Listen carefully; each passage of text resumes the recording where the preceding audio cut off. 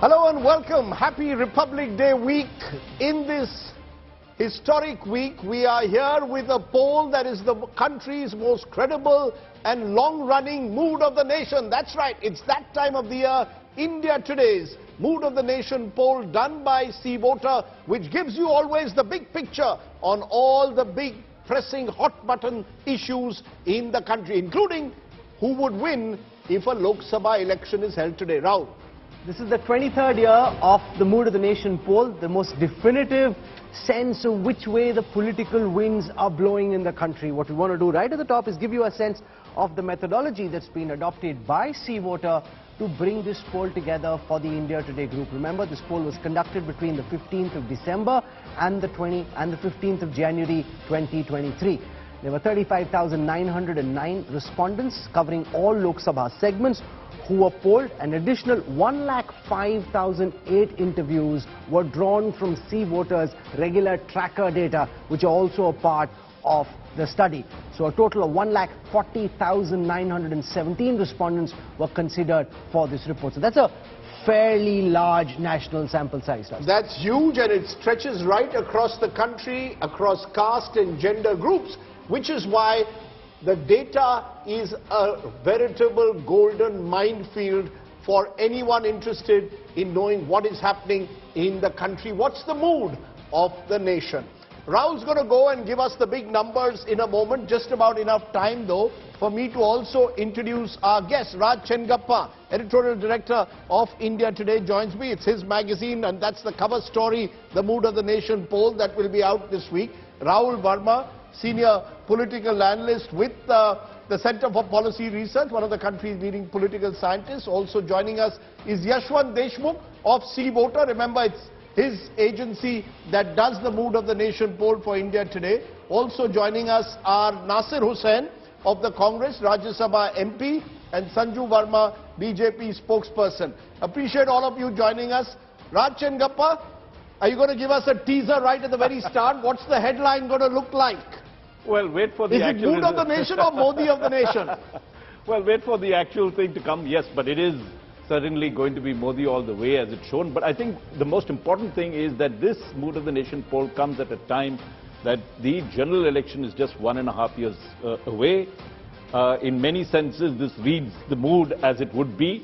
This is also a critical year for the Modi government, that in 2023, what he does or doesn't do will in some ways determine the outcome of the general election. So the perceptions that you're getting, the findings that you're getting have a huge bearing. That's and right. This is one election, if you recall, Rajdeep, that when we did it in January 2013, when Dr. Manmohan Singh was the Prime Minister, UPA 2, there were disastrous results for them. It was a portent for the things to come.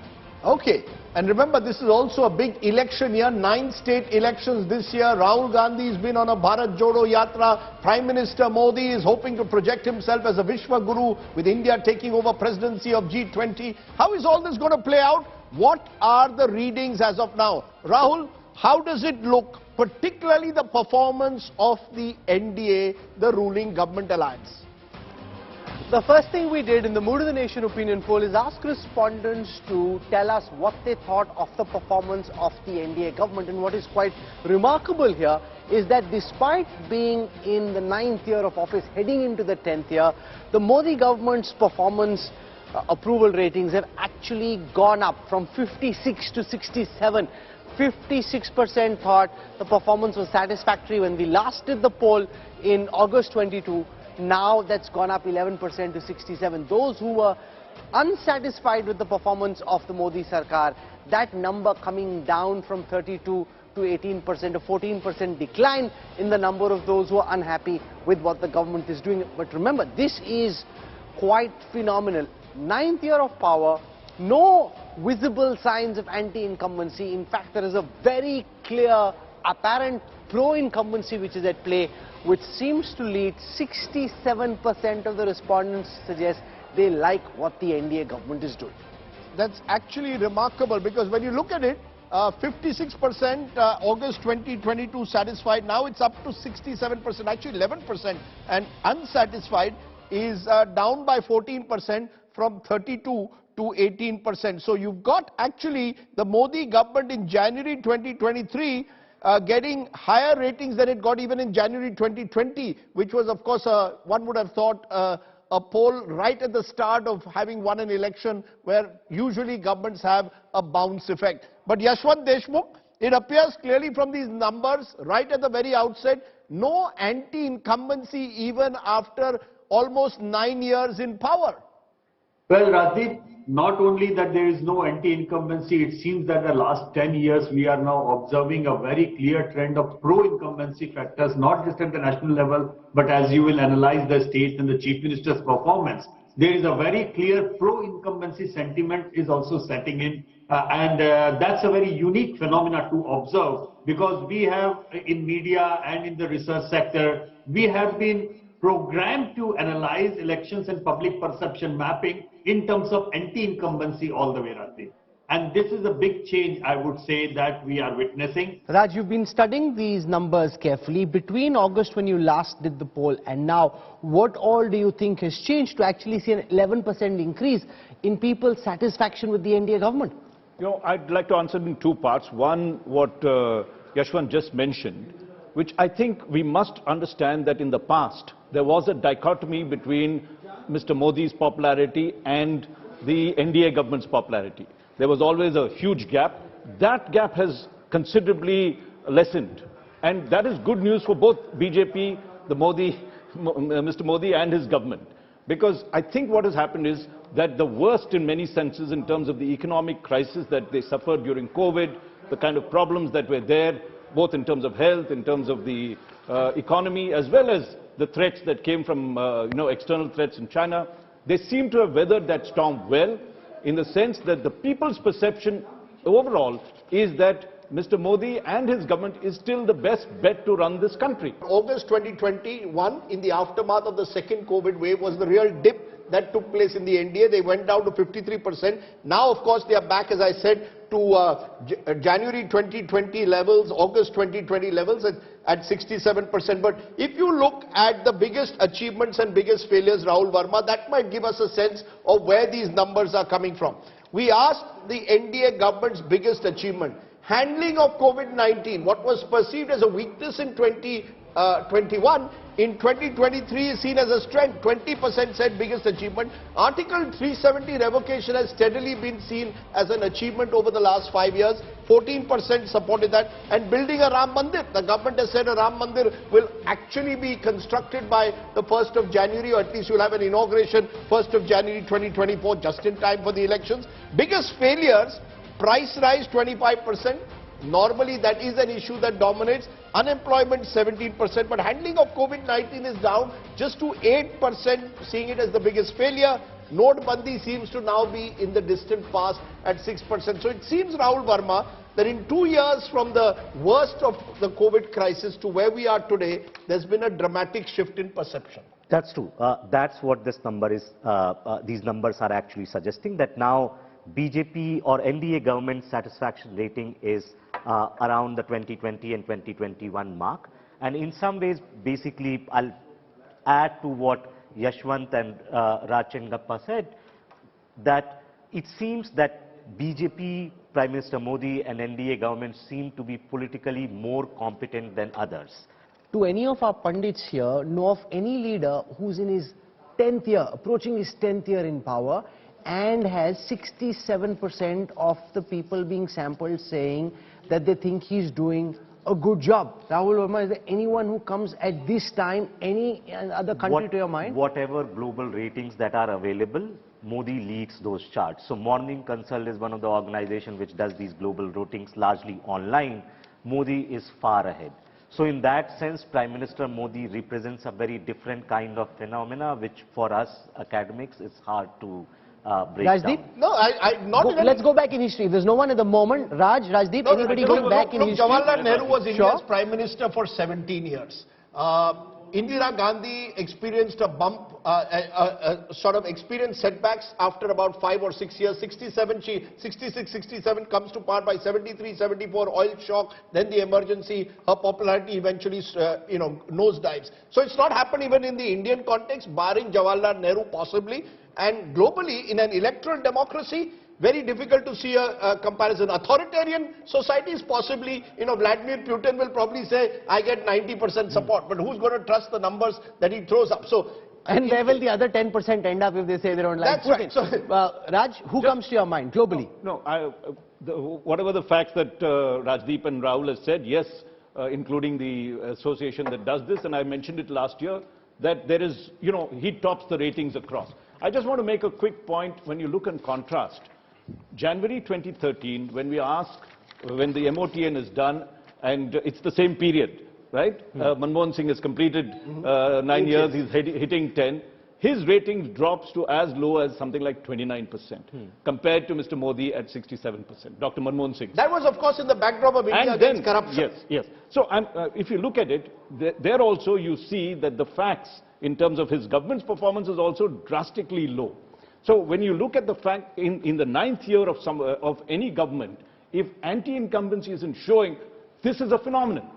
There's no doubt about it. Before the show, Rahul, I said almost that these numbers almost suggest Mr. Modi's become a cult figure, which is not just a normal politician. Normal politicians, we would have normal analysis and look at anti-incumbency, look at the, where the government has faltered, and why, therefore, is there a reaction against it. We are not seeing that, and I think that's why the opposition should worry, and that's why the ruling party will almost believe that 2024 is a done deal. Nasir Hussain, from the Congress, the first numbers that are coming out seem to suggest that there is Modi only, the Timo factor, as some would call it. Looking at these numbers at the moment, we don't know the final big picture, but the initial numbers show the levels of satisfaction have actually risen between August and January. If you look at the states, BJP has won some states but has lost lots of the states. And how BJP has managed to keep the states together is something which I know, every one of us know. What happened in Maharashtra, what happened in Karnataka, what happened in number of states where they didn't get the mandate. So let us not get into that. It is more of a manufacturing a mandate than actually getting a mandate, or it is more of stealing a mandate than actually getting a mandate in the states. So one. Two, I would also like to mention that though comparisons has been done with the past prime ministers, I would also say every time you do a survey, every time you do you do some sort of a poll before the elections in any state or at the center, it is generally the trend that the incumbent government, incumbent prime minister, incumbent chief minister, generally I'm saying not, there could be exceptions, but I would like, but I'm saying that generally the trend would be that the incumbent government gets a fairly large amount of poll favoring I'm to sorry. them. Mr. Hussain, Manmohan Singh in 2013 January, his numbers had fallen. Rajdeep, let me finish. Rajdeep, let me finish. Let me come. See, during the end of, I'm saying there could be exception, one or two, but most of the chief minister, state elections, most of the central election, 1 year, 2 years before the election, the general trend is that the prime minister who is generally visible everywhere, or the chief ministers who are generally visible everywhere, would definitely have some sort of favoring during the opinion polls. One.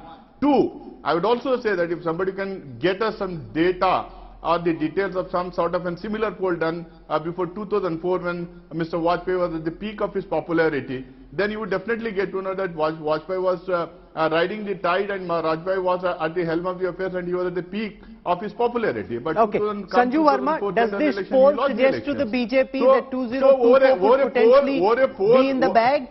Rahul, let me finish. Rahul, let me finish. I did not heckle anybody. It can't take so long. Nasir Hussain, keep it short and crisp. You've spoken for 3 minutes. We've given you a full run to make your point. Yeah, Let's have you come in on these numbers and whether they suggest that 2024 could potentially be a done deal. Let's be very clear. I will talk about numbers.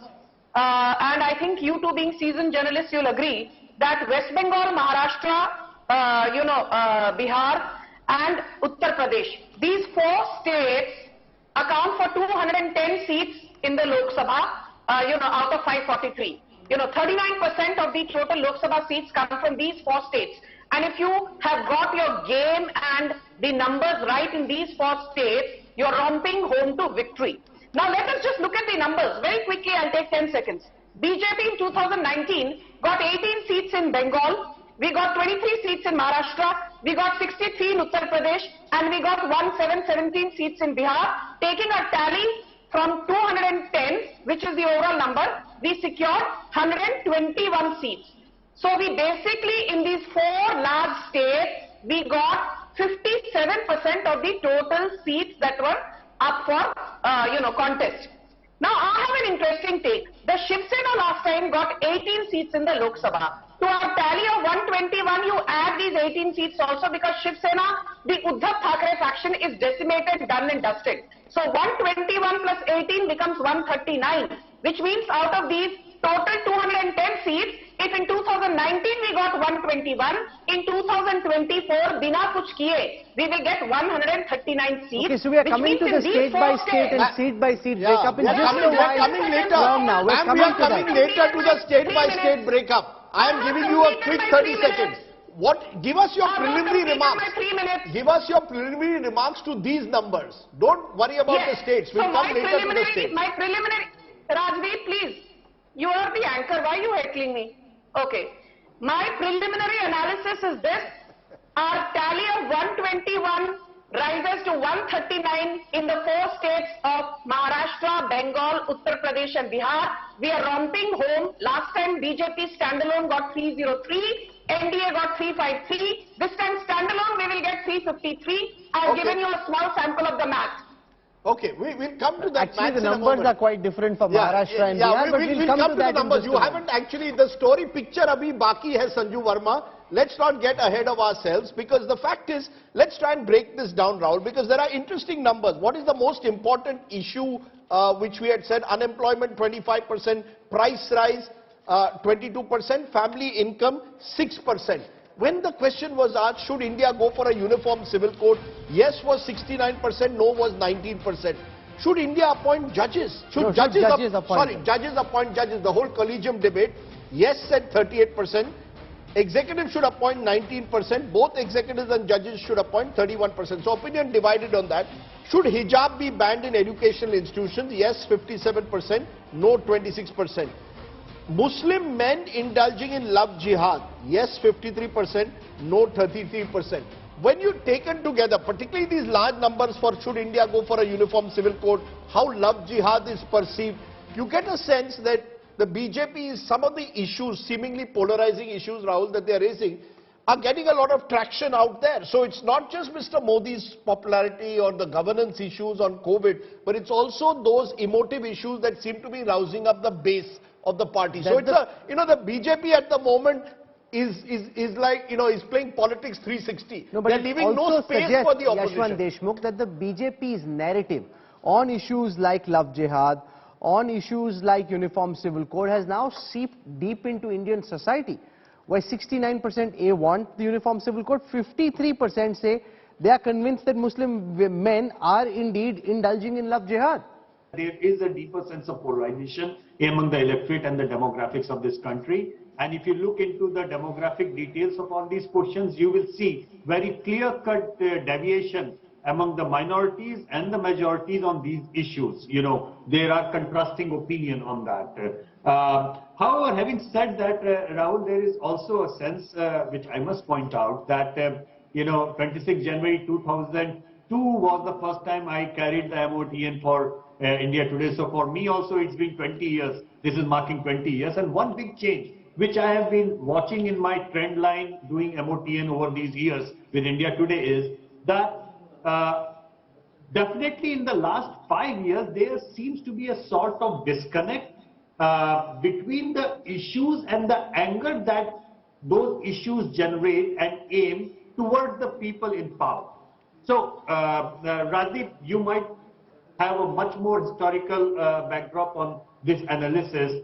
Earlier, we used to see that when economic crisis come up, unemployment or the inflation went up, those kind of issues automatically got converted into anger against those in power. Somehow, that has got disconnected. And this is a very amazing insight to see that it is not only at the national level. The Congress spokesperson was correct, because I made that point that the idea of pro-incumbency is gaining also at the state level. When you look into the list of the top chief ministers that MOTN produces, number of people who are satisfied with their chief ministers. Even that list gives the similar kind of emotion and sentiment what we are watching at the national level. People are disconnecting their anger with the issues. Somehow now the ratings are more produced, the ratings are more giving an idea of how people perceive the trustworthiness of a leadership. How people see that, okay, I have got this issue, but I see this particular gentleman or that particular party as more capable of finding a solution to that issue. How do you explain this, Rahul Verma? The fact that unemployment, price rise are such big issues, but politically they don't seem to damage the government. No, Yashwant is absolutely right. And something which Rajdeep said in his intro, which is, these numbers don't make sense to people who have been looking ordinary politics. Actually, we all have, and perhaps you all have, we have learned or to analyze politics from the 1990s to 2013 period, which was a politics of fragmentation, right? There were lots of parties were ahead with just 1 or 2% votes. Post 2014, we are in a very different world of politics, which is a dominant party system. Ideological median, Rahul, as you pointed out, has moved towards the right. And so now issues are basically becoming disconnected to voting choices and popularity rating choices. So as a voter, I do understand economic concerns and I am going to rate them high, but those are not the primary moving choices which will move my vote. My vote is dependent on something else, perhaps as Yashwant pointed out. This is why we are basically in an era of pro-incumbency.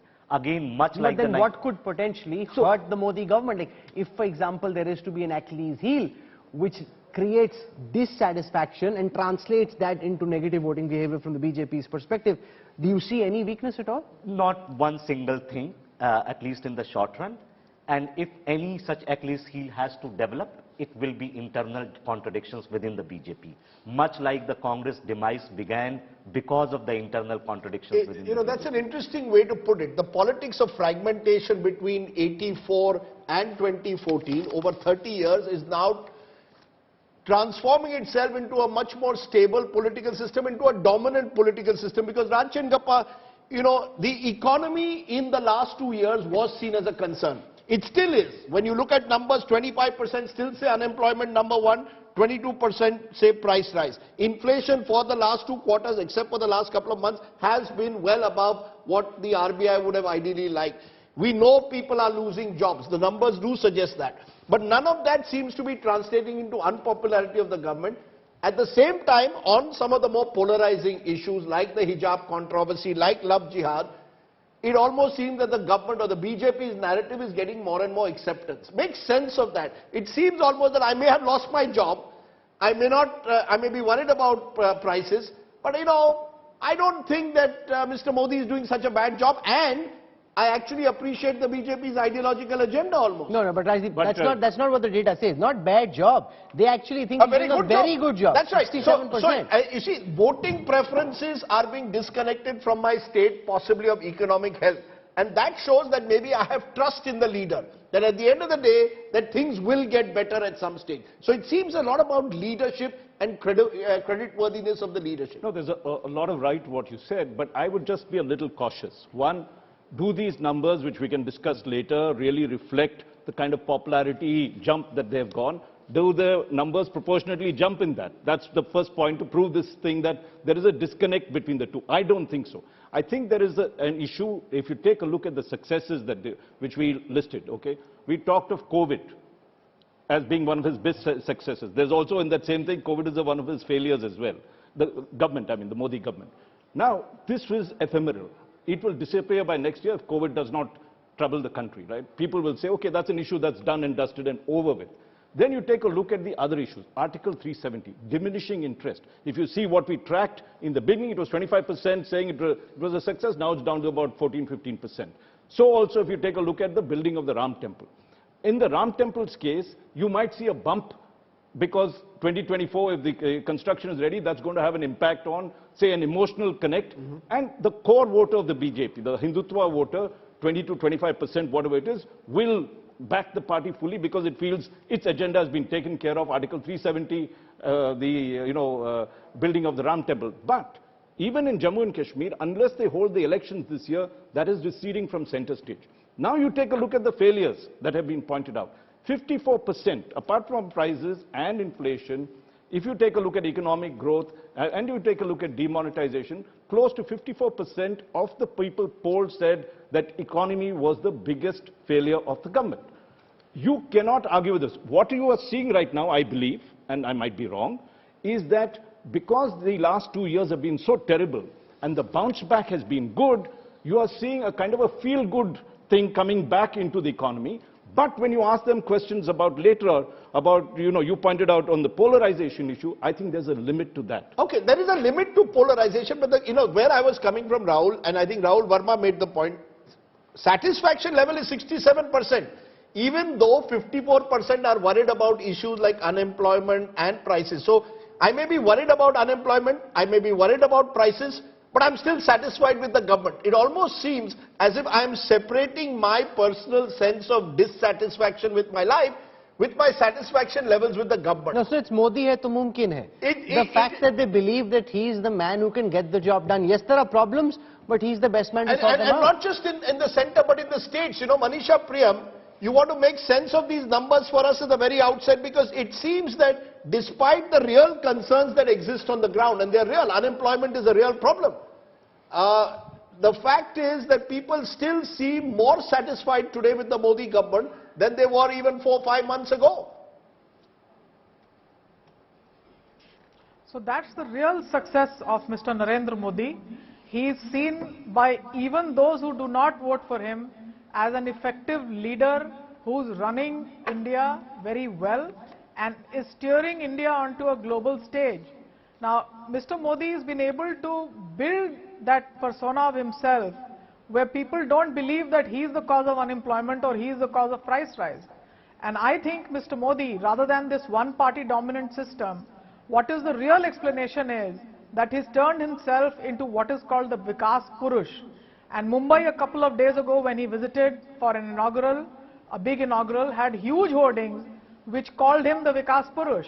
Now no regional party or no regional sentiments would actually contest that image of his. And the point really is that that portrayal of regional leaders that started in the early 1990s after liberalization, privatization, globalization, when Chandrababu Naidu was the CEO in the arena of democracy, Mr. Modi has been able to build it on a pan-India scale.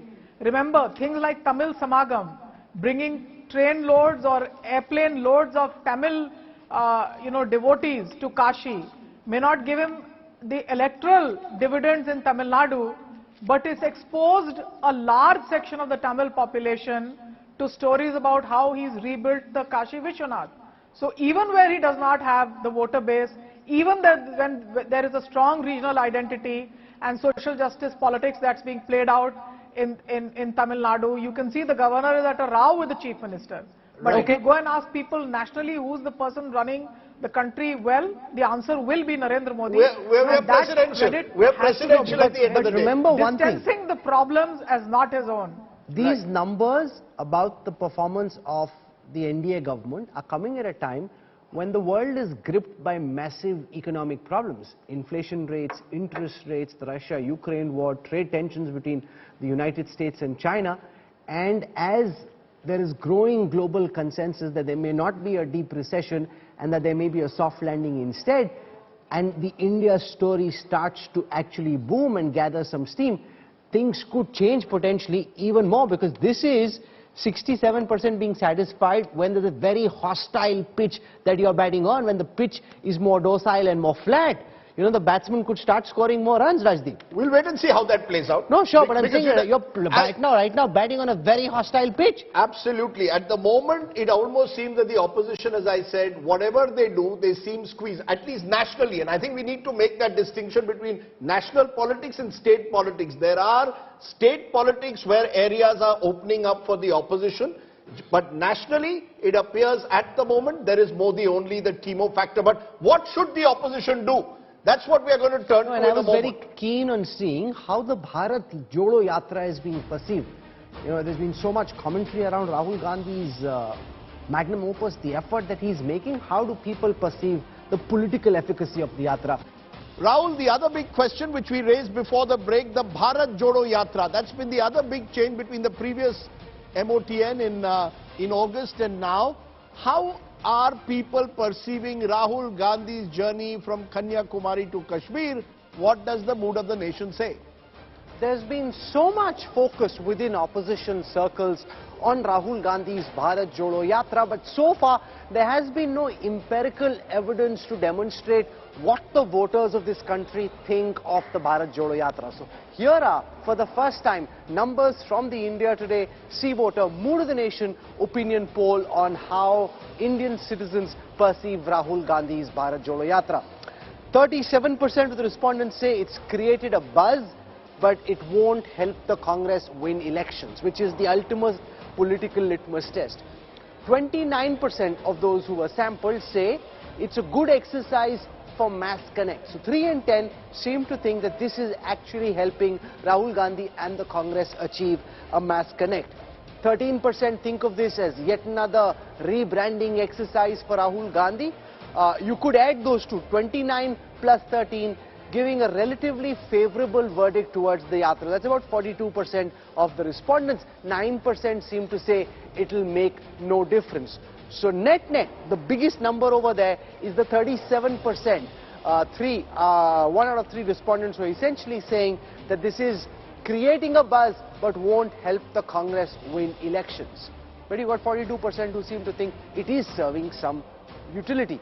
Let's now come to the next question about who is best suited to revive the Congress. And on this question, there are two key markers that we're going to look at. One is Rahul Gandhi and the other is Sachin Pilot. Rahul Gandhi's numbers from January 21 have actually increased 15, 17, 18, 23 and then 26. Sachin Pilot, on the other hand, has increased as well from 12 to 17, but a much lesser quantum of increase. But Rahul Gandhi now at 26%, much more than the 18, 15, 17, Rajdeep, that he's been on over the previous MOTNs. Because let's get in his namesake Rahul Verma with us. When I look at these numbers, it suggests, yes, there has been a buzz that the Bharat Jodo Yatra has undoubtedly created, especially in the media, but it's not all necessarily translating it into Rahul Gandhi suddenly emerging as the main contender to Mr. Modi. The gap still seems fairly wide. How do you explain this? Create a buzz but can't win polls is 37%, more than 1 in every 3. Around 1/3 call it a great exercise for mass connect. Add rebranding exercise for Rahul, that's about 42%. So the Yatra seems to have served a particular purpose for the Congress. Yes. But has it been able to win over the non-Congress voters is the big question. That's actually difficult to say at the moment. See, I think this Yatra has done 3 things. First, it has got some positive bump for the Congress party and Rahul Gandhi. But this positive bump has to be understood in the backdrop of declining popularity. So the positive bump is still at the 2019 level or slightly above it. The Congress party and Rahul Gandhi's rating were declining since 2019. That's the first point. Second, I think, at least the leadership question in the Congress party is now settled. They now have a full-time president in form of Mallikarjun Kharge, and Rahul Gandhi is the Congress party's leader. That question is settled. This was also hanging in there for last 2 years. There was no precedent in the party. And third, there is some movement within the party where there was nothing. Think of it was basically lots of crisis within the party. So at least some positive energy, but whether it will revive the Congress party, this is far-fetched. Can Congress make big electoral gains? I think that's also far-fetched. It almost seems, Raj Chengappa, the exact flip side of Mr. Modi. Mr. Modi has some genuine concern with the economy, but satisfaction levels very high. Mr. Rahul Gandhi has created a buzz with his Bharat Jodo Yatra, but will it translate into votes? Huge question mark. Is this again more about those who are convinced about leadership? Rahul Gandhi still has to convince people that he can lead the country. Yes, he is someone who's now clearly making waves, but can he lead the country? There seems to be a disjunction. Well, a couple of points I'll add to what Rahul had said. I agree with most of them. Is that one, there's a makeover of Rahul's image. So far as the BJP had always... a positive makeover. Positive makeover. He was criticized as Pappu, a Shehzada, you know, and other kind of, what would you say, names that you wouldn't like people to be called at, right? He was really pushed down. That image has changed. Having walked 3,500 kilometers, there's a sense that he's now a serious politician, not a dilettante. The second thing I think that comes through is that because he has walked it, these battles that has happened within the Congress, right, he has a greater moral and in some senses, you know, can be more firm and decisive in dealing with some of these crises. He was always seen as someone who had inherited it. Now I think there is a feeling that he has achieved some of these things, so he has a greater force. So he's earned the respect of the Congress, right, and the Congress party and its voters. Whether that will now go beyond that is the question. No, I was just adding one little point to this one, is that having done all this, I think the perception ratings that have come here, 66% if you add the 37 as well, say yes, it has made some impact, it has created a buzz. But I think the most important outcome of this is that they say they don't feel the Congress has the leadership and the organization to do it. If this was the Congress and Rahul Gandhi, the big message that is coming for them is that you need to focus on organizational revamp. You cannot do business as usual. You have to cash in on the momentum that is there. The next 3 months will be critical in terms of turning the numbers for the Congress whether positively. It is politics, the financial markets, or cricket, performance is relative to peers. If Rahul Gandhi were a stock, his stock was beaten down very badly. All that we've seen, Rohan Gupta, is from very negative red territory, the stock coming up towards neutral. It is still not on the buy side. It's not as if voters are saying that they're latching on to Rahul Gandhi and that this will lead to the Congress winning elections. You had a very battered stock, which is now neutral, but still not very positive. So Rahul, first of all, if you see the elections, whether it is Himachal or Gujarat, I am sure we were not there in both the states, and at least we have got one state. See, I am not attributing this directly to Bharat Jodo Yatra anywhere, but at least that has given confidence to our cadre. And since Bharat Jodo Yatra was there at that point, I feel that some contribution is there. Point number one.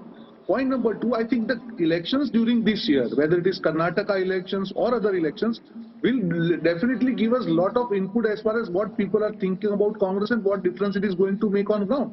As far as Bharat Jodo Yatra is concerned, Rahul, when it started, it was not getting attention of even media also. So I think now at the end, when we see that Bharat Jodo Yatra is going to end, now we see all the channels, all the media debates happening at least on Bharat Jodo Yatra. Sudhanshu Trivedi, you study Indian political history. Would you accept that in Indian political history, going back many years, very rarely has a yatra gone unrewarded? Whoever has done this tapasya of walking has found some succor at the end of it. And Rahul Gandhi, your ecosystem had built the image of him being a pappu, has at least neutralized that negative image and come towards neutral territory. What happens from here depends on what he does next. Actually, if you look at what was the prime objective of this yatra, there was no comparison between BJP and Congress and the tall personality of Modi ji with Rahul Gandhi. It was a very far cry if they are thinking on that line. The fact of the matter that so many leaders in the opposition have built up their ambitions of becoming the leader of the prime leader of the opposition, whether it is Mamta ji, Nitish Kumar ji, KCR, Kejriwal or Sharad Pawar ji. So the prime objective was to show the so-called other leaders of the party to their face, that where are you? We are from Kanyakumari to Kashmir. So उनको विपक्ष के नेताओं को हैसियत दिखाना था. In that process, they succeeded. They succeeded. Let's look at that in terms of the mood of the nation. Because we asked this question, who is best suited to lead the opposition? In our mood of the nation in January 2022, Arvind Kejriwal was at 16%. He's now up to 24%. Remember, his highest was 27% aftermath of what had happened in Punjab. Mamta Banerjee was at the top in 2021. She's now at about 20%. Rahul Gandhi, is he best suited to lead the opposition? 11% in January of 2022, 13% in August of 2022, now 13%. So actually, when you are asking this direct question, are you the best suited? Arvind Kejriwal and Mamata Banerjee are still higher than a Rahul Gandhi. So while I come back to it, Congress voters seem to be 20%. Seem to be satisfied with Rahul Gandhi, but the non-Congress opposition voters also are looking at options. But Modi's magic is the fact that he's able to get the non-BJP voter to vote for him. What I want to say Yes. that Congress was trying to project a case that howsoever popular your leader may be in a one or two respective state, but in the entire country we are there. So they succeeded. No, so but that's this poll why says the even problem that is is not no, true. the party This poll which says is, that Mamata and Kejriwal are perceived as being better national leaders than Rahul Gandhi. that's what I'm saying. The dichotomy of the opposition emerges out of this survey as the biggest party is Congress, but their leader is not tallest. You know, Other leaders are tallest, the parties are small. So small parties having taller leader and the bigger parties having not that much taller leader. So that dichotomy will not be able to overcome by the opposition. because when you ask a direct question again, can the opposition alliance challenge Mr. Modi? In January 2022, it was 49%. Now it's down in a way, yes, say 39%. So 10% down. No 41%. And now it's up to 47%. So the opposition, despite the Bharat Jodo Yatra, has not been able to send out the message that they can challenge Mr. Modi. And B, Rahul Gandhi is not necessarily seen as the only individual who can do that. So I think that should be the big concern in a way, that the Bharat Jodo Yatra has done well for Rahul's image within the Congress, but not outside the Congress. Would I be right, Yashwant Deshmukh, in saying that? Well, absolutely correct to a large extent, Rajdeep, but just want to add the points which you have made. I think the Bharat Jodo Yatra has served a purpose in mitigating the clear and present danger which was put out by the MOTN survey 6 months back. If you look into the Prime Ministerial candidate positioning, Rajdeep, it was for the first time in MOTN that Rahul Gandhi's name came below 10%. He was at 9% and Arvind Kejriwal went up to 7%, just 2 points behind Rahul Gandhi. If that trend would have continued, probably in that question, which is like a verbatim, open-ended question asking people, whom do you want to see as the Prime Minister of this country, Arvind Kejriwal was in striking range of overtaking Rahul Gandhi 6 months back. Now look at, that was the clear and present danger. And I think Bharat Jodo Yatra has served the purpose in that way. Look at those numbers now. From 9%, Rahul Gandhi has gone up to 14%, and Arvind Kejriwal's numbers have dropped down on the prime ministerial question. So what I'm trying to say, that the absolute disaster that might have happened in terms of Congress defeat in Gujarat, yes, it happened. But the Bharat Jodo Yatra in the larger frame of context, that it served the point that Congress is the only national party vis-a-vis any other alternative. Okay. Be it Aam Aadmi Rohan Party Gupta, or TMC, Yashwant Deshmukh is giving you straw. straw. Rohan Gupta, Yashwant Deshmukh is giving you some straws to clutch on to. These are straws. Because when I look at it, it only seems at the moment that while the Yatra has done well for your party and Rahul's own image, he's still not a challenger for Mr. Modi in that sense. I think that's what I told earlier. You have to see, as you know, there can be one opinion on the Yatra, there can be a different opinion, but the results of the current state elections, and I'm being very frank, there has to be impact there. And if we see that, definitely, I am 100% sure the way we are getting feedback from Karnataka, I am sure we are going to win Karnataka by... Okay, that's very interesting. If I look at Congress's role as the opposition, we asked that question, how have they performed? Outstanding, 19%. So about 1 in every 5, and presumably many of these are opposition voters, have said outstanding. Good is 15. Add the two, good plus outstanding, 34%. Congress can clutch on to that. Average 19, poor is 25. So a lot of voters also think the performance is still not good enough because very poor is 12. Add that is 37%. So a solid 37%. No, but also in the 19% who are saying the outstanding, how many are BJP voters and how many are Congress? That's what I'm saying. BJP voters will say outstanding to the Congress right now. No. Well, we don't know whether that's the case. All I will say at the moment is that the Congress still needs to do, has bahut lambi... No, but that's where Sudhanshu ji should come in. No, on the question of Karnataka, you're on everyone in the BJP, whether they accept it on camera or not, off camera will tell you it's a tough election at the highest levels. And you're saying Rohan Gupta, Karnataka aane do, Karnataka aane do. So they'll make it about Karnataka, putting that much more pressure on your government in Karnataka. If they are trying to give the reference of Karnataka, is the previous experience is similar. Well, in 2018, Congress was having the government. They were having CM. You remember during Karnataka election, Rahul Gandhi first time has given a statement that if opposition agrees, then I can be ready to accept the responsibility of the PM. So they were having CM and they were aspiring for PM, and finally they have But they were in government, anti-incumbency was against them, now anti-incumbency is against you. Let me complete. But they have finally reached to reconcile a deputy CM. So chale the 24 banne, reh gaye dube banke. We've got a Karnataka in our studio, Raj Chengappa. You know, Karnataka is not India, and India will never be Karnataka, right, just like any other state. Should we, while we are talking of mood of the nation, perhaps also say that while we talk about nation, and we are a subcontinental side nation, each state also has a very different mood. And it's time to sort of separate the two in a way. And let me also say this, that when I was covering Karnataka and Ramakrishna Hegde was there, Rajiv Gandhi was the Prime Minister and he swept Karnataka Lok Sabha polls. But Ramakrishna Hegde won the state elections. Now bring it right up to scratch. I mean, we're talking 30 years later, right? Yes. Or 40 years later. And if you look at that, Mr. Modi has a dominant position across the country. Undoubtedly in Lok Sabha he might get the kind of numbers that he got even last time. But when it comes to the state, Sudhanshu, I'm afraid the BJP is on the back foot. So therefore that distinction you're drawing between the mood of the nation and the mood of the this one will states. be different one. Second point I'd like to make is that we've been talking about Rahul Gandhi. Let us not forget what he did in that yatra was to take the battle to an ideological level. You see, what has happened is that the BJP and the RSS has occupied the ideological space of this country with its narrative of how India should be, Hindutva and everything.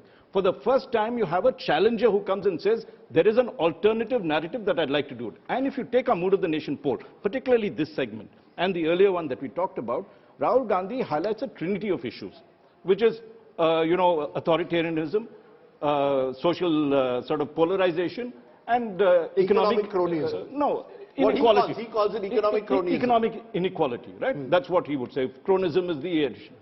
Take a look at how this plays out in our polls. You will see that price rise, inflation, economic issues are bang on that one. Take a look at social polarization. Uncomfortable about democracy, you could have that jihadi issue, but if I think the BJP pushes it beyond a point, there will be issues. Authoritarianism. Take a look at the way they believe that judges should appoint themselves rather than the executive. And if you look at the way whether democracy is threatened or not, the perception is, yes, there's almost 42% equal to this saying not threatened. Okay. So I think you're seeing that if they push at this, right, the BJP is at a very comfortable position. They have Mr. Modi, who's a phenomenon.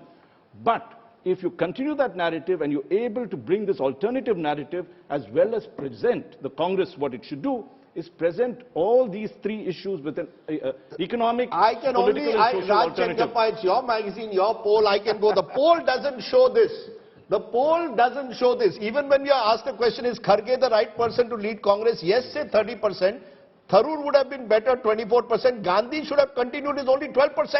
Younger leader, better is 18%. So, while I come back to it, Rahul, my sense is the Congress's core has been galvanized, energized by Rahul Gandhi. That's 20% maximum. That's right. And therefore, the challenge for the Congress is how do you grow beyond? You've picked up the right hot button issues, Raj is right there. But that's not translating into a sense of confidence that the leadership is the right you have to challenge get the plus voter. Without the plus voter, you don't win. But what might happen if elections were held today? That's the most important question in the Mood of the Nation opinion poll. In every Mood of the Nation poll, this is the one question that generates the maximum amount of excitement, chatter, controversy. So here it is on your screen now. I'll start with vote share. If elections were held today, what would the vote wheel look like? So according to the projection done by C-Voter for the India Today group, the NDA's vote share could potentially go up from 41%, which was the projection in the last Mood of Nation, to 43%. Remember, the Lok Sabha 2019 number was at 45. So it's 2% less than the Lok Sabha number, but about 2% more than the last Mood of the Nation opinion poll. The UPA's vote share could go up from 28 to 30. In 2019, the UPA had 27% of the vote share, so it's 3% more than that. The others' vote share could come down from 31 to 27. So 4% decline in the vote share of the other parties. Let's now come to that big question. Who would win if a Lok Sabha election were held today? The poll shows that while the numbers for the NDA are down from 2022 in August, which is the last Mood of the Nation poll, the NDA would still be comfortably placed. 298 seats for the NDA, 153 for the UPA, up from 125 in the last Mood of the Nation. Remember, the UPA had 96 seats in the Lok Sabha elections of 2019. The NDA had 352. So that's about 54 seats down from the last Lok Sabha elections as far as the NDA is concerned, but still comfortably placed. Look, at the end of the day, as you're right, Jo Jeeta wo Sikandar, you're well above the halfway mark even now. I think the worry is that you're no longer actually the NDA. This is now BJP. You've lost the Akalis, you've lost the Shiv Sena, you've lost the JDU. And that's really where now you're on your own. You see, earlier you had strategic alliances in key states like Maharashtra, like Punjab, like Bihar.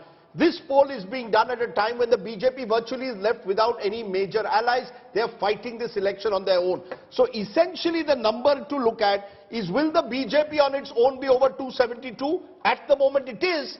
But that is the number that they should be worried about, because this time they will have no benefit from allies giving them a bump up. So that, according to me, is the only concern. You've come down below 300. If you start coming down any further in the next 12 months, then there are warning signals. Sudhanshu Trivedi, does the absence of formidable allies take away the margin that you had?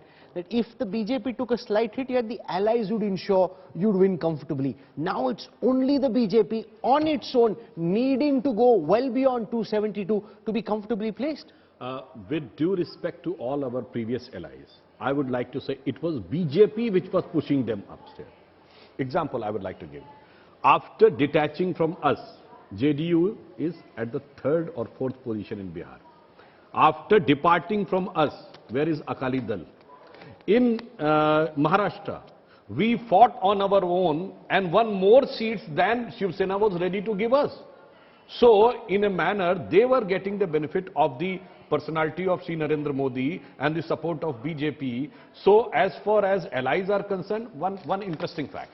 This UPA figure is being shown if you take into account Bihar and Maharashtra. It is very easy at this time when the elections are not really on the ground. Do you think that how many seats, when the seat sharing will come, NCP and Congress will be able to give to Uddhav Thackeray? How many seats when JDU and RJD, who fought on their own, will be having a difficulty in settling the seats? On the contrary, BJP, which has fought on its own once in Bihar in 2014 and once in Maharashtra. So we are having experience and we are prepared. But you couldn't win on your own. But you couldn't win on your own. You know, Rahul, look at the numbers. BJP won 303 seats on their own in Lok Sabha 2019. Out of these 298, BJP, as per our poll, is coming down to 284. So the BJP itself is about 272 at the moment, but 12 seats above. Sudhanshu is right that there could be some advantages also at times of not having allies who are demanding seats, particularly the JDU, which was clearly a party on the decline in 2019, and the BJP had to accommodate them. But once you're at 284, if something goes wrong, you see, at the moment... Akali Dal was on the decline. No, sure. And we continued with them. No, but you pulled it off in Uttar Pradesh. The BJP then needs to do a UP in Bihar, needs to do a UP in Madhya Pradesh. In UP, you are organizationally stronger, but that is not the case in Bihar and Maharashtra, where whenever you fought alone, you've actually struggled to win. That's what the data says. Now you need to do what you did in UP, in Maharashtra and in Bihar. You have very appropriately taken the example of UP. When we were contesting last election in 2019 in UP, none of the survey was giving us more than 30 seats. Because they were thinking that SP-BSP combined is having a formidable alliance and their vote transfer will happen. Fact of the matter is, sir, the ground level social chemistry is different in UP and Bihar, which was 40-50 years back. The so-called vote bank of SP and BSP were having tussle on the ground. So is the case in Bihar. The caste base of JDU and the caste base of RJD is having tussle No, on the so ground. go to your argument. So transferability of the vote. So the political chemistry is not that much easy. Go to your I'm giving argument. one example. Last 2014, we won 22 Lok Sabha seats in Bihar. But we haven't contested even 22. We sacrificed it to JDU.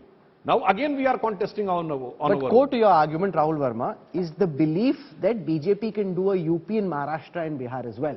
Bihar hasn't proven to be as easy to polarize for the BJP as Uttar Pradesh has. Can the BJP do in Bihar and Maharashtra what they did in UP? It's possible. It's in the realm of possibility. See, I think what you have to think, one is that the RJD-JDU alliance would be very, very formidable alliance in 2025 Bihar Assembly election. But when the national elections, Lok Sabha elections would happen in 2024, because it would be a different BJP. BJP, when Prime Minister Modi is on the ticket, it will be an equal challenger or perhaps a better challenger. So because of the national state election distinction, I think they can still sort of like absorb the losses. You know, somewhere in the, taking off from what Rahul Verma said, the moment it's a state election in Maharashtra, then you have a formidable Maharashtra Vikas Aghadi alliance if it stays by then versus the BJP. If there are state elections in Bihar, you have a formidable alliance of JDU, RJD and Congress versus the BJP. Sudhanshu Trivedi seems to be banking on the chemistry of Narendra Modi and forgetting about the alliance, the arithmetic of alliances. Do you believe that that is the reason why even now the BJP is above the halfway mark of 272? Because otherwise, there could be some troubling signals going ahead for the BJP despite the Prime Minister's high popularity at a national level. I think what you said earlier, Rajdeep, is right, that at 284, if I was the BJP, I wouldn't be comfortable. Because earlier, wouldn't be comfortable. I wouldn't be comfortable at all. This is not something that you would like to be in a position where if you lose 20 seats this side or that side, you're going to be dropping below the majority thing. You would have been far more comfortable at 300. You've got a buffer and plus having allies so that you are ensuring that the NDA or the BJP government comes to power. I think the real problem, and this is being reflected in it, if, you know, what is the concern that is there? That while the popularity of both his government and Mr. Modi are very high, when it comes to numbers, he's still stagnant as compared to what we did in August 2022. Now, here's the problem, that while he gets the bump because of whatever measures he's taken, welfare and everything else, he has to do two things in this year. One is he has to address the key issues the country faces. 54% say it's economic. Whether it's price rise, whether it's unemployment, that he has to address that solely. Second is all his welfare schemes that he has to ensure that it delivers, because that benefit, I think, let's take out the one that is this Nal Se Jal thing, the Har Ghar Jal scheme. If he does well in that scheme, right, the female voter will come back in quite substantially. That will make the difference there. So the welfare schemes, the combination of that, the combination of ensuring that he is able to get jobs and prizes, I think will be the key determinant. You can take alliances and everything else as part of the problem. But these numbers, Raj, are coming at a time when the government is in governance mode. Right. The focus is on all these schemes and saturating delivery of public welfare.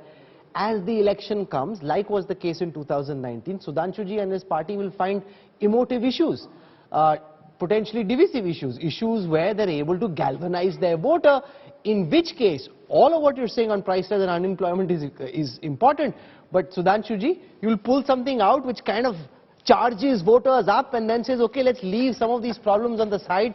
Balakot, Pakistan, something which kind of galvanizes people around the flag, galvanizes around the charisma. Mandir, January 1st, 2024. No, but Sudhanshuji is an interesting person to ask that question too. But one political calculation is when something is unsolved, it is polarizing and galvanizing. When the temple is there, is it as vote catching as it is when the temple is to be built and not there yet? Actually, on the issue of delivery and on the issue of so-called polarization, I would like to answer, delivery is the prime characteristic and of the credibility of Sri Narendra Modi. We have delivered it.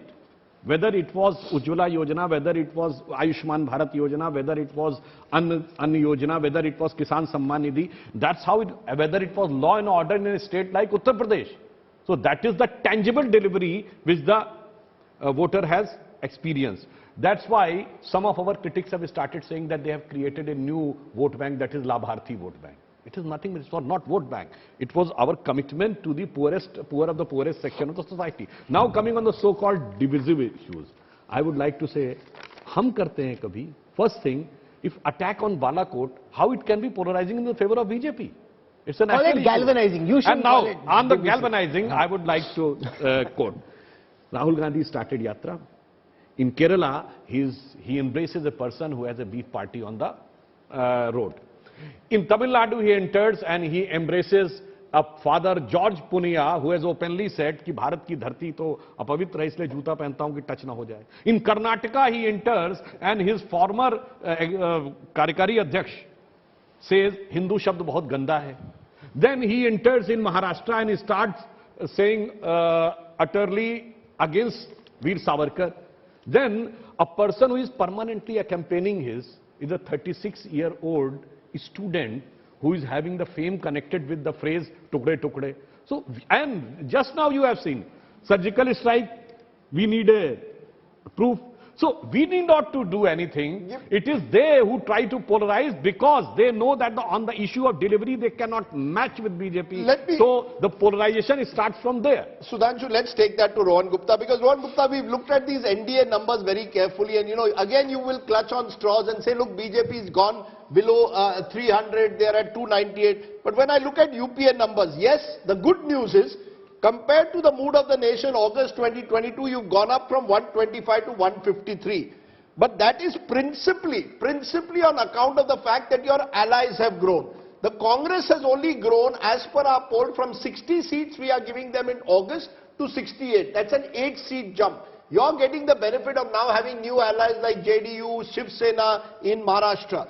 So the Congress's vote percentage has remained more or less the same. Your seats have marginally grown at the expense of others. How do you therefore respond? The buzz of the Bharat Jodo Yatra, which is there even in the poll, is not translating at the moment into major seats for the Congress. And Sudhanshu in fact says that actually even the chemistry will not work. See, Rajdeep, first of all, Sudhanshu ji ने जो कहा, मैं बता दूं कि भाजपा अभी सबके लिए भस्मासुर हो चुकी है. जो भी भाजपा को टच करता है भस्म हो जाता है. Second portion is we are forgetting a critical election of Himachal, where जब से हम जीते हैं तब सबसे हिमाचल देश के बाहर चला गया है भाजपा के लिए. हिमाचल की कोई बात ही नहीं कर रहा है. देखिए हिमाचल में बहुत इंपॉर्टेंट चीज हुई कि Modi ji was there, BJP whole machinery was there, their national president was there, the union minister was there. But one thing we could successfully do in Himachal is to divert the issues to the core issues. One gentleman who I think he has done this survey, he clearly told that we are able to now divert the people's mind from the emotional issues to the core issues. BJP के issues क्या है? धर्म की बात करेंगे, राष्ट्रवाद, ये issues जब डिलीवरी की बात आती है तब भाग जाते हैं. हमने हिमाचल में बीजेपी की पूरी मशीनरी होने के बावजूद ये प्रूव करके दिखाया कि when there is a direct fight between Congress and BJP, Congress can win.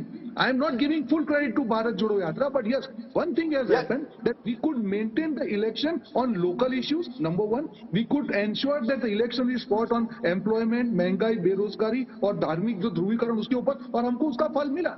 Let Yashwant Deshmukh, these are two very different understandings of these numbers. Do you believe that as elections get localized, the picture dramatically changes, as Rohan Gupta is suggesting? Because what I see in the numbers at the end of the day is when it comes to a national poll, the BJP still remains well ahead of its rivals. Can you localize a national poll? Rohan Gupta is saying, look at Himachal Pradesh. We could do Himachal Pradesh across India tomorrow. Well, Rajdeep, at the state level, yes, there is a possibility, but at national level, there is a split vote. I mean, for example, Rohanji just mentioned Himachal. Hardly, a month or two into Himachal victory, and even at the time of Himachal, when the numbers were showing that Congress is back in the surge and is likely to win the election in Himachal, almost 20% vote gap was there as far as the Lok Sabha voting intention was concerned. So in Himachal, as on today for the Lok Sabha voting behavior, Rajdeep, I'm looking at the number on my screen is 56 to 34 in favor of the BJP. Now, this is clearly a terms of split vote. However, in terms of Karnataka, the numbers are not not that good for the BJP. It's actually very pathetic, because if Lok Sabha voting behavior in Karnataka is higher for the Congress, then obviously the Vidhan Sabha numbers would be even higher for the Congress, could be even higher for the Congress. However, one thing Mr. Sudhanshu said, and that is a very interesting observation, is the incumbencies that are being developed at the local level. For example, the Bihar, I mean, the three states where we have clearly pointed out the NDA and the BJP on a sticky wicket right now is the Bihar, Okay, so let's put those numbers out. Before you come there... Yeah, let Rahul explain those numbers. Just a minute, Yashwant. Rahul will go state by state. Rahul, why don't you give us a state by state picture, because I think that's interesting. Now, this is interesting because the C-Voter team has actually polled in every state, and therefore we can project states where the BJP and the NDA are gaining ground and states where the NDA and the BJP are losing ground and the UPA and the others are gaining. So let's start with states where the UPA is gaining and the NDA is losing. The big number there comes from Karnataka, where in 2019, the Congress won just 2 seats. According to the Mood of the Nation opinion poll in January 23, the UPA could be at 17 seats. So that's a 15-seat gain in the state of Karnataka. That's a big gain from 2 to 17. Let's look at Maharashtra, where the UPA had 6 seats in the Lok Sabha elections, which is NCP and Congress together. Now with the Shiv Sena also getting added, or at least the Uddhav Sena getting added, that number, according to this poll, and Sudhanshu ji and the BJP won't like it, could potentially, according to Yashwant Deshmukh, go up to 34. In Bihar, where earlier the RJD and the Congress together had just that 1 seat, that number could go up to 25. Now those are big numbers and a nightmare scenario, Rajdeep, from the BJP's perspective, if it were to happen. You know, I look at these Maharashtra numbers, a state that I've followed over the years very closely. You know, I'm a little staggered at the... Can I ask one question? Yes. Can Mr. Rohan Gupta tell that the number of seats with which Uddhav Thackeray's faction is right now having, or the last time Shiv Sena contested, are they ready to give even that number of seats to Maharashtra? No, that's about seat sharing. That's why I was saying. The question... It's not that much easy. No, you're right. They will say we have contested this, we have won this. No. And now people will say, we are not ready to give even a half number of that seat. You're looking at seat sharing. We are going ahead of ourselves. I'm just looking at these numbers again. These numbers, Rahul, do suggest that the BJP does have a challenge in certain big states of the country. Maharashtra has the second highest number of Lok Sabha seats after Uttar Pradesh. To go down to, for the opposition to win 34 out of 48 puts a lot of pressure on the BJP then to gain in other states. Remember, the BJP maxed out in several states of North India. They swept Rajasthan, they virtually swept Madhya Pradesh, swept Chhattisgarh, swept Gujarat, Uttar Pradesh, Haryana. You've then got, you see, if you lose as many as 30 seats, as per this poll, you're losing 28 alone in Maharashtra. Where are you going to make those up? Then you've got a challenge of Bihar. Again, you're losing more than 20 seats there. Sudhanshu is hoping that a Lok Sabha poll is very different to a Vidhan Sabha poll. In a Vidhan Sabha poll, Rahul, arithmetic, I think, matters, because then at the local level, if all the 3 allies are together, Shiv Sena, Congress and NCP, they are a formidable alliance. The moment you go national, you are relying on Mr. Modi, like it happened in Uttar Pradesh in 2019. There the BJP did manage to do it. Can you, as you earlier said on the program, do a UP even in a Maharashtra? Not so easy. Not so easy. The key there is the Congress's belief that you can localize, Rahul Verma, a national election. Bring it down to roti, kapda, makan, issues of livelihood.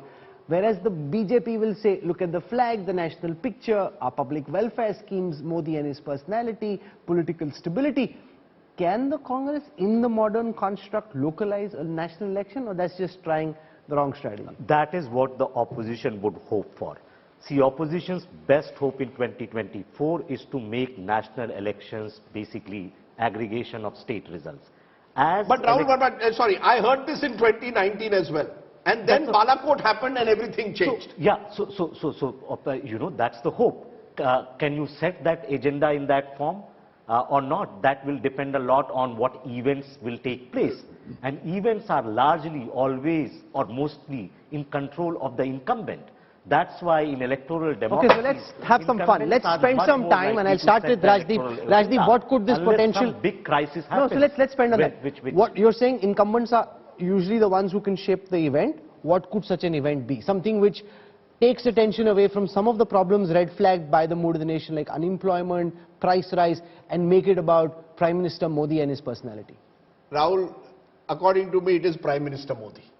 You see, there is the Mandir issue, which will play out in January and will have, in my view, an impact. There is an emotional fervor. Look, the BJP got a bounce. You see, whenever the BJP, it will certainly enthuse the core of the BJP.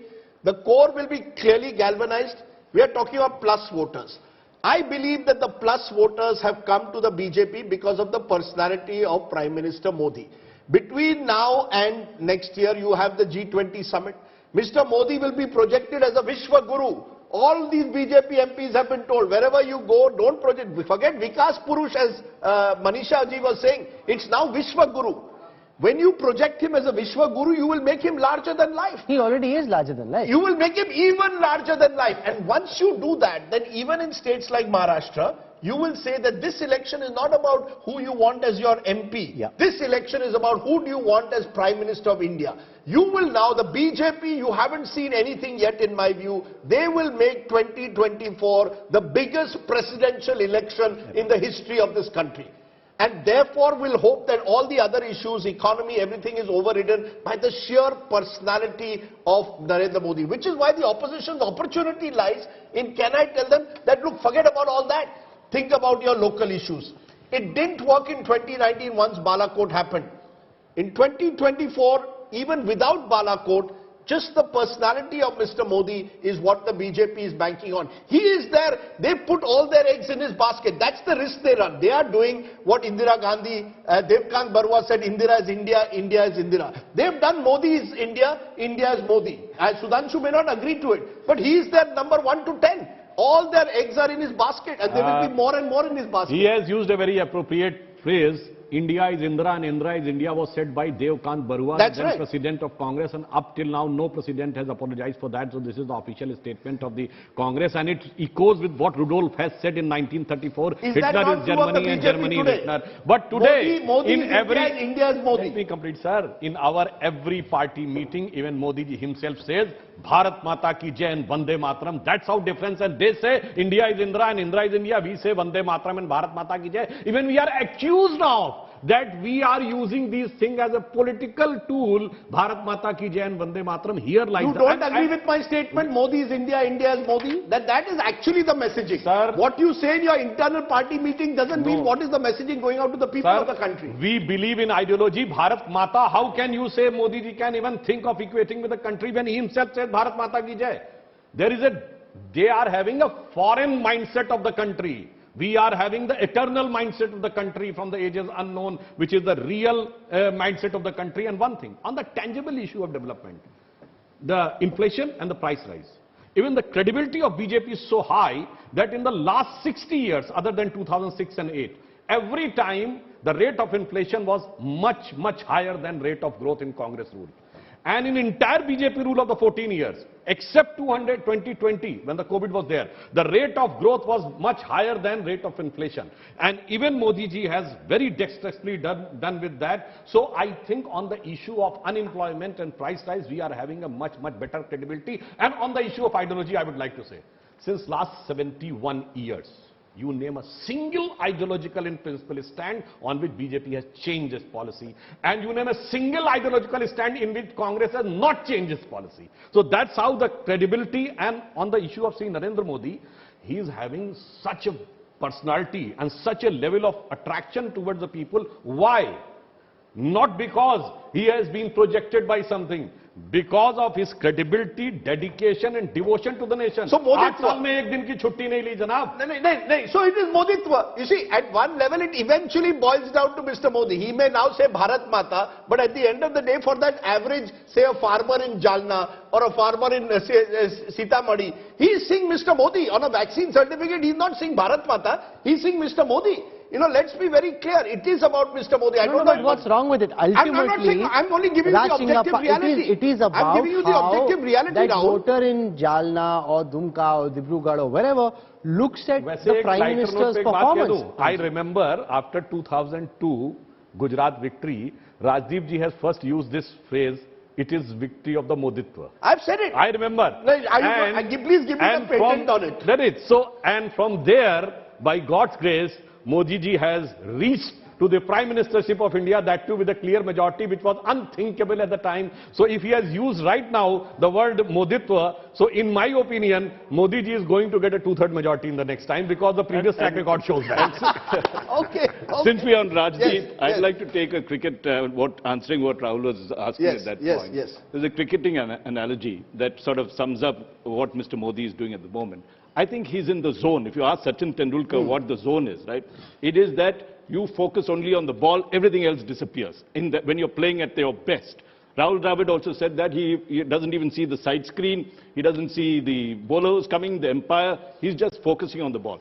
Mr. Modi is currently in that zone where he's focusing on, the key issues of the country and delivering on many of them. But Tendulkar's also had periods where he didn't score a century for a while. So when you put all your hopes on that one... Modi hasn't had that period. He hasn't had, that period. Look, all I'm saying is that the BJP today is doing exactly what the Congress did under Indira Gandhi. That's all I'm saying. Let me just finish my point, right?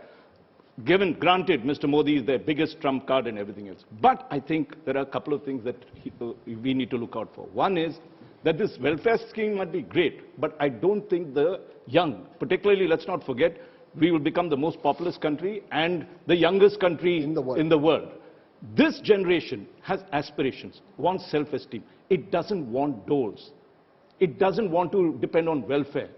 It wants to come out like you and my children would want to get jobs and get money. If Mr. Modi, he has 10 years, he had the promise of saying, I'll better your incomes, achhe din, whatever it is. He will be judged on that. I think the Indian, people are not stupid. They will ask, what have you done? Has my income increased? Our poll shows that if you look at what the other numbers are showing on the economy, that they feel their income has deteriorated. That the number of people who say that they are spending beyond their budgets has gone up. These are serious concerns. You cannot wipe it with charisma. You have to deal with this. And I think that's where, while he's in the zone, he could very easily lose sight. He's kept his eyes on the ball. But if he does not do what these are, the country will say, fine, you did a great job, we gave you 10 years, but you need to tell us what you're going to do in the next 5 years. Can I counter what Raj is saying? Just to say what you're saying is logically correct, but factually incorrect, because in recent times, despite those issues of unemployment, price rise, people have still reposed their faith in Prime Minister Modi. It happened in 2019 as well. That yes, there are these problems, but we still believe in Prime Minister Modi. He's trustworthy. Let's go back to the poll. You see, at the end of the day, whenever let's go back to the poll. There is a number we put. Performance of Prime Minister Modi, Rahul. In January 2020, 68%, that was 6 months after the poll, said 68% supported him. Now 4 years later, it's up to 72%. That's among the highest. The highest was August 2020. Now it's 72% are saying performance is good. Poor is only 16%. This shows, as we started off Mood of the Nation, that there is pro-incumbency.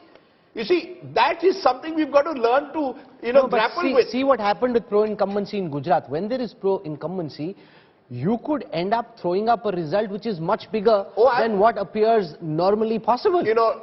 Rahul, I hate to say this, but I remember first week of May, and I had it on video, so it's there on video. I had said the BJP will cross 300. Because then also there was, eventually the Balakot bump effect also was there. But even so, I do believe, even before Balakot, once the election is presidential, and the BJP will make every effort, as I said, to do so, you're going to make it a leadership contest. You're front-loading leadership. Look at these numbers. But look at 72% as per your own poll are saying that he is good. The only time it went below was 54% in August 2021 at the peak of COVID. No, but Rahul, these are very strong numbers. When 72% think the Prime Minister is doing a good job, the BJP doesn't have to try to make the poll presidential. It automatically is. 7 out of 10 think the Prime Minister is doing a good job, and that's going to be a big factor in determining how they vote. So in some ways, those two things are basically flip sides of each other, right?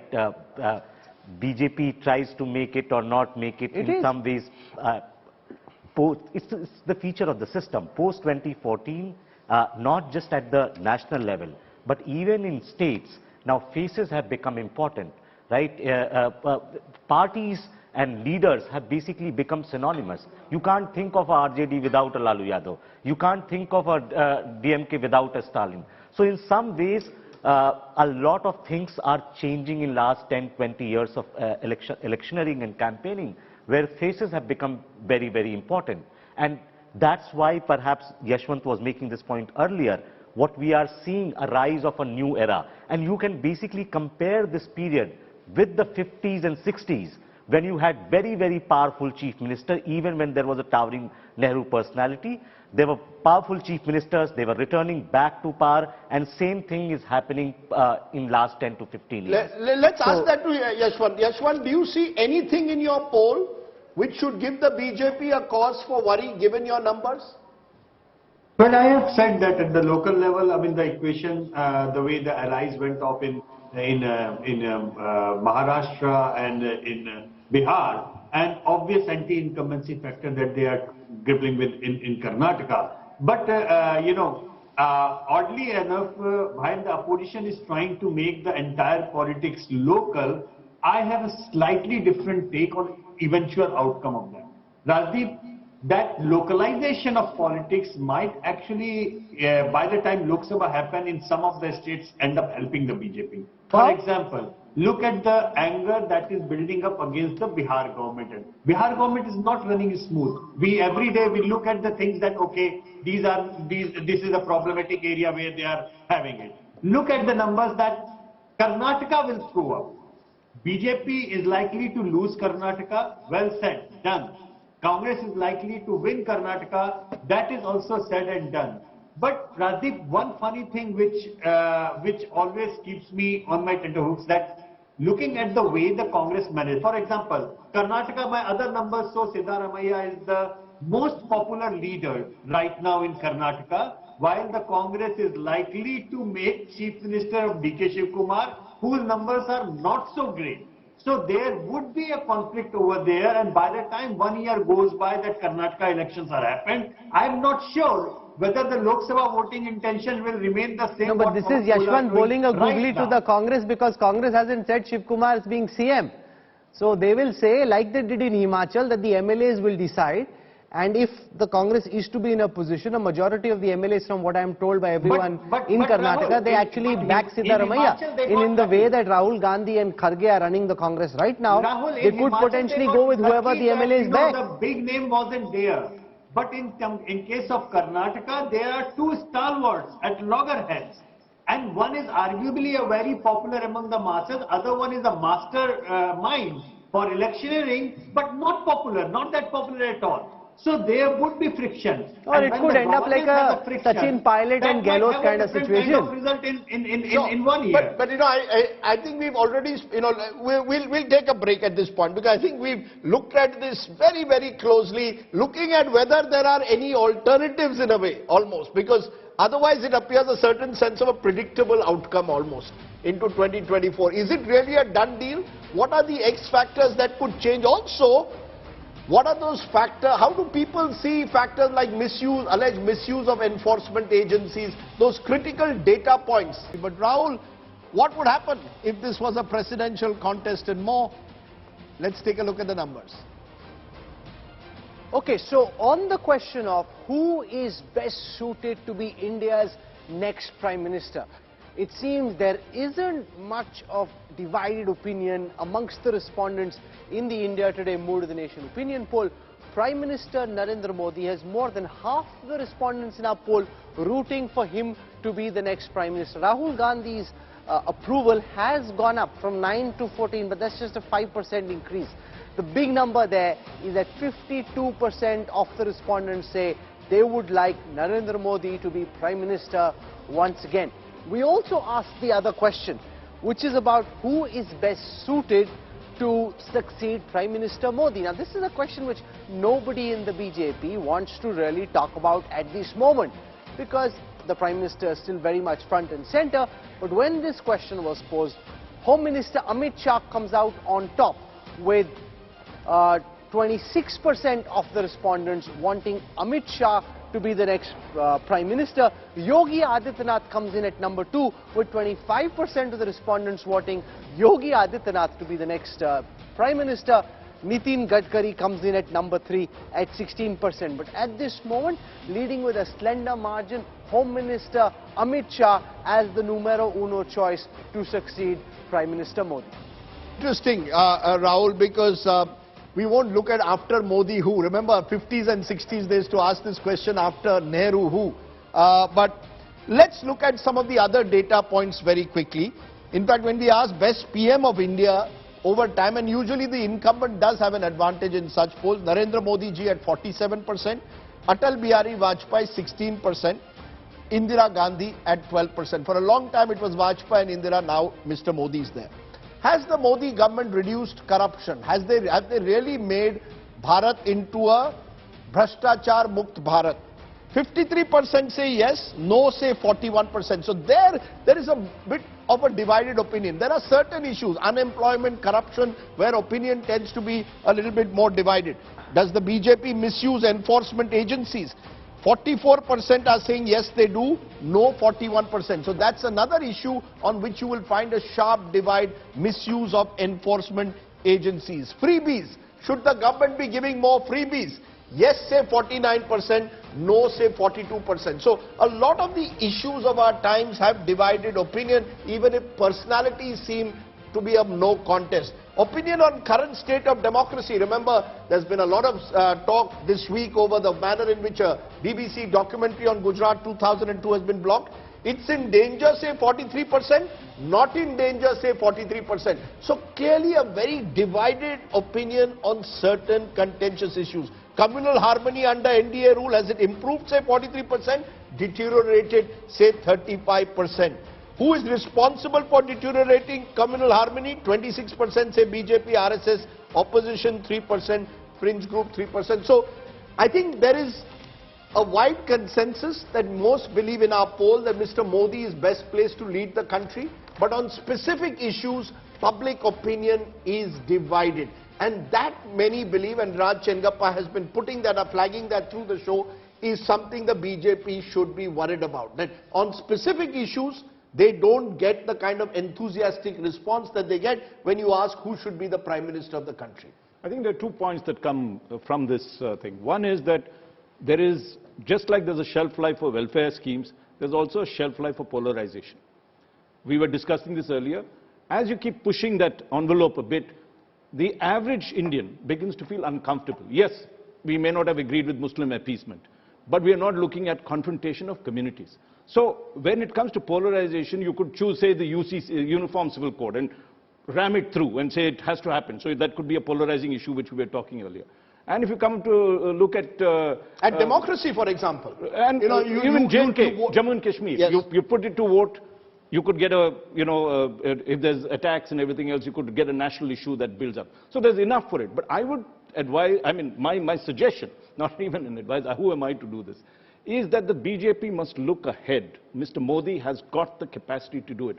Unlike Jacinda Ardern of the New Zealand Prime Minister, he has not run out of, his tank is not empty. His tank is full. He can do a third term if he wants to. It is in him, as we decided, the phenomenon that Mr. Modi is, it is for him to say, okay, let's not look at 2045-7. Those are all great ideals. You need to now say, from 2024 to 2029, what will you deliver? And I believe that delivery has to be very, very clearly in this 2023, show the direction for the youth as to what you can give them. That aspiration, if you very don't, interesting. You're almost talking about 2024 then being a done deal in a way, but is that something, a message we are told was given to the BJP also behind closed doors by the Prime Minister at your recent national executive? Reach out to Muslim groups, make it clear, don't make unnecessary comments about films, boycott this film, boycott a Pathan, that the party has been told be more responsible. Mr. Modi also wants to be seen, particularly in a year when we are heading G20, as a more statesman-like leader. Is that true, Sudhanshu? I was present in that meeting. What Prime Minister was trying to say, that reach out to all sections of society, irrespective of whether you are getting vote or not. He has not just taken the name of the Muslims. He had said, go to those who are having Vridhavastha pension. You have not just to deliver, even talk to them. Those who are having Vidhva pension, at least somebody should talk to them. Then he said, why not anybody can go to Gurdwara or church, even to the Muslims. And even if you are having an impression that they will not vote, forget about that. We are there for the society, not just to run the government or getting the political dividend out of it. So what about polarizing issues like love jihad, which, you know, from time to time your leaders raise? Has he told you all stay away from that in the next 1 year, focus on delivery? Actually, there is a perceptional difference when you use these phrases like love jihad and others, the so-called polarizing issue. Because, again, I would like to say, who has used this phrase, love jihad? BJP? No. V.S. Achyutanandan, the Communist Party chief. No, come on, BJP leaders, including Yogi Adityanath, have used them repeatedly.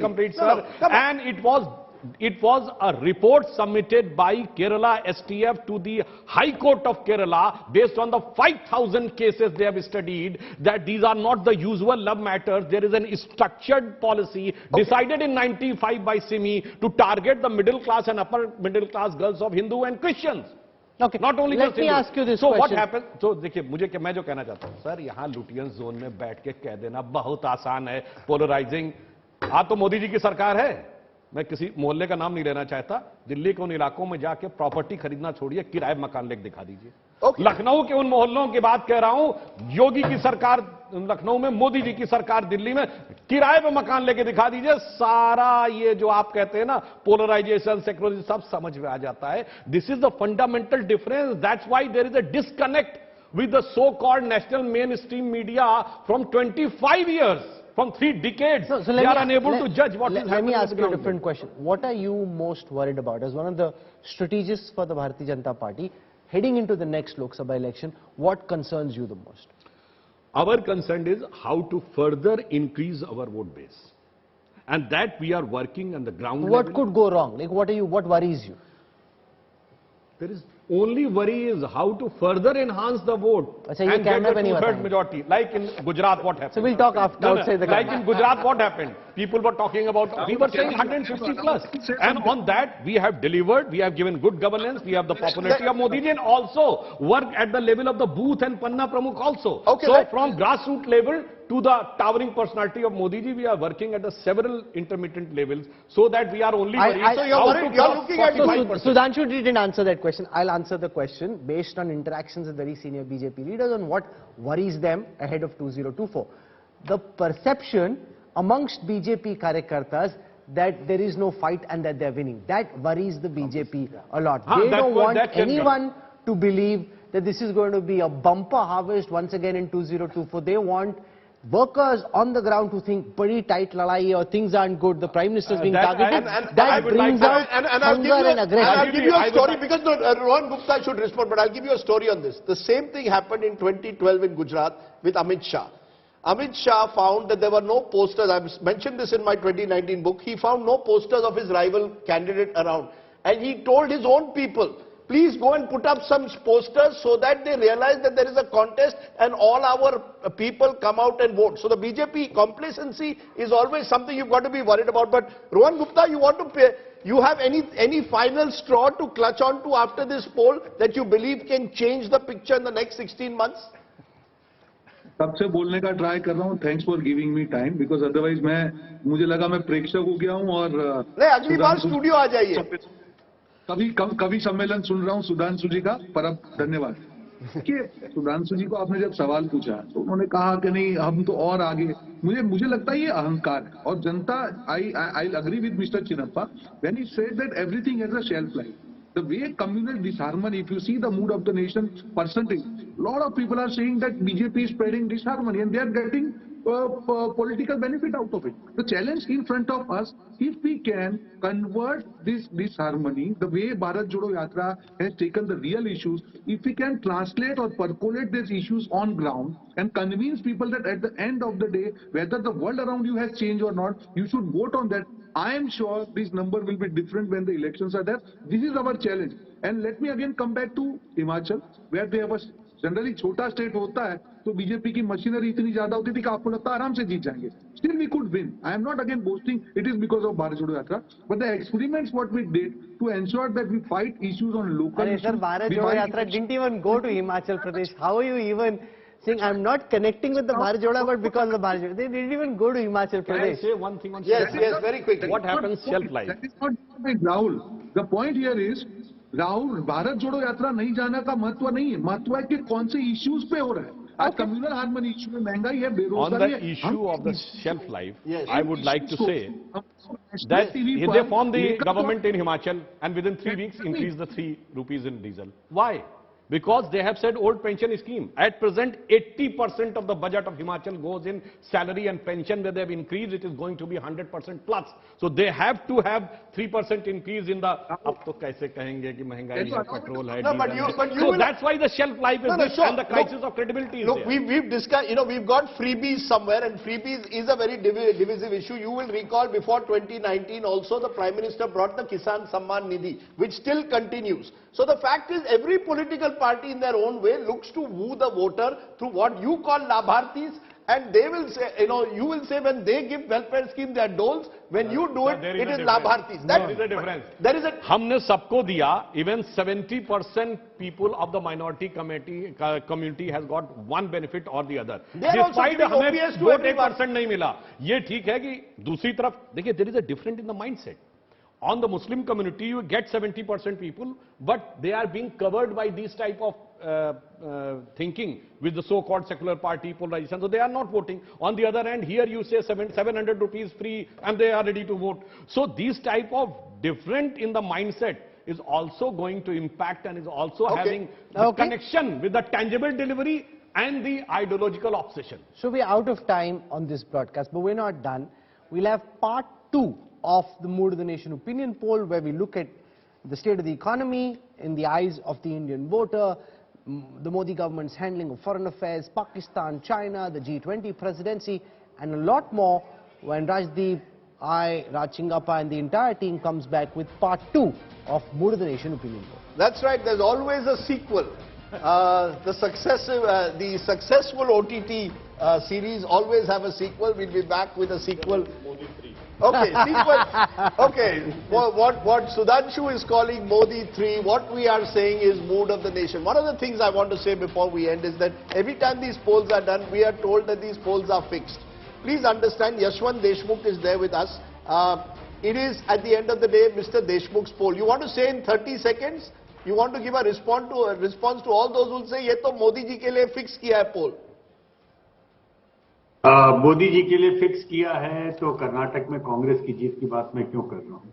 Rajdeep, हर पोल में जब कोई जीतता है वो जीतने वाला उसके लिए ताली बजाता है, जिसके लिए अच्छी खबर नहीं होती उसके लिए वो गुस्सा होते हैं. बेसिकली शूटिंग द मैसेंजर वाली साइड है. And do remember our poll put out by the India Today group was actually showing the Congress win in Himachal Pradesh at a time when at the highest levels in the BJP, people weren't willing to believe that poll. The poll actually showed the numbers are what they are. Rajdeep, Raj and I haven't sat there and fixed these numbers. The numbers are what they are. And my final word is, a poll is always a better barometer than WhatsApp groups. And Gyan. You see, at the end of the day, we can in our WhatsApp groups, based on our echo chambers, either believe that the Bharat Jodo Yatra has transformed the country, or indeed that Mr. Modi ji is server, has 100% support. The truth at the end of the day comes through a poll, and we go by the numbers at the end. This is the best there is, the most credible poll, the most dependable barometer of which way the political winds are blowing. So just take it for what it is. Here's wishing all of you a very happy Republic Day week. We'll see you again tomorrow. Namaskar, Jai Hind.